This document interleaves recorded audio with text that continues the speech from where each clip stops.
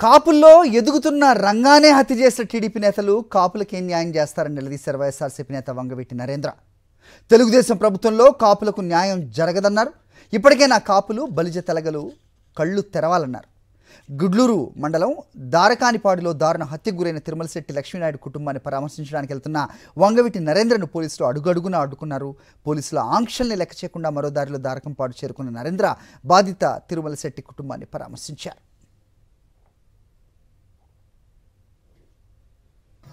ఇప్పటికైనా నా కాపు సోదర సోదరీమణులు ఈ యొక్క దారుణమైన ఇన్సిడెంట్ ద్వారా మీకు కనువిప్పు కలుగుతుందని చెప్పని నేను ప్రార్థిస్తున్నాను.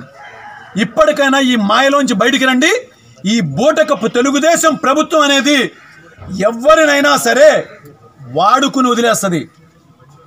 అందితే జుట్టు లేకపోతే కాళ్ళు, ఇదే పందాన వాళ్ళు నడుస్తూనే ఉంటారు.